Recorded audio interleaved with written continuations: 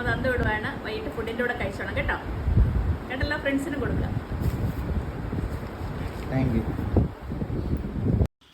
ഇന്നലെ ചിക്കൻ ഫ്രൈയുടെ ഒരു short video ഞാൻ ഇട്ടിട്ടുണ്ടായിരുന്നു. അപ്പം അതിലെ ഓഡിയോ ഞാൻ മ്യൂസിക്കാണ് ഇട്ടിരുന്നത്. അപ്പോൾ അതിൻ്റെ റെസിപ്പി ഒന്നും പറഞ്ഞിരുന്നില്ല. അപ്പോൾ ഒരുപാട് പേര് എനിക്ക് എഴുതി ചോദിച്ചിട്ടുണ്ടായിരുന്നു അതിൻ്റെ റെസിപ്പി ഒന്ന് ഇടാമോ എന്ന്.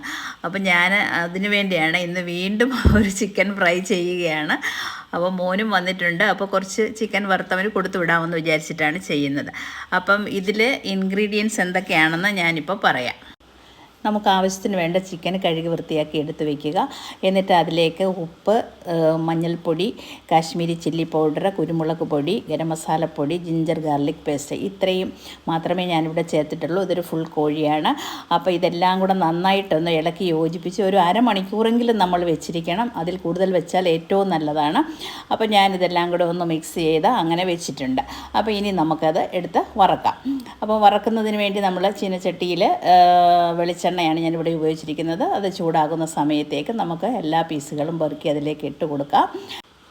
അല്പം വലിയൊരു പാനോ ചീനിച്ചിട്ട് വയ്ക്കുന്നതായിരിക്കും നല്ലത്. കാരണം നമുക്ക് കൂടുതൽ പീസ് ഇടുമ്പോഴത്തേക്കും പെട്ടെന്ന് നമുക്കായി കിട്ടണമെങ്കിൽ വെളിച്ചെണ്ണയും നന്നായിട്ട് കുറച്ച് കൂടുതൽ ഒഴിച്ച് കൊടുക്കണം.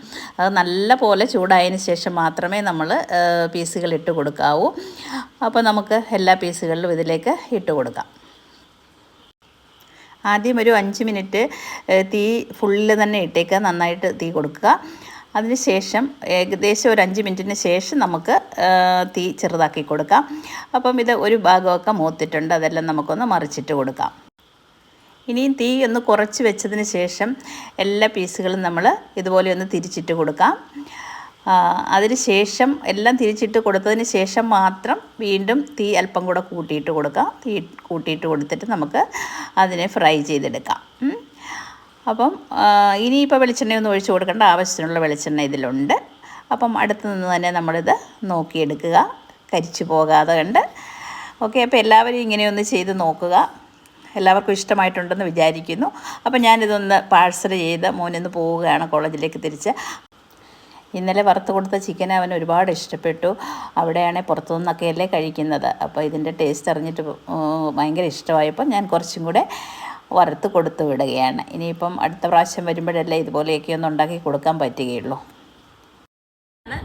അമ്മ തന്നു വിടുവാണ്. വൈകിട്ട് ഫുഡിൻ്റെ കൂടെ കഴിച്ചോണം കേട്ടോ. കേട്ടല്ലോ, ഫ്രണ്ട്സിന് കൊടുക്കുക. Thank you.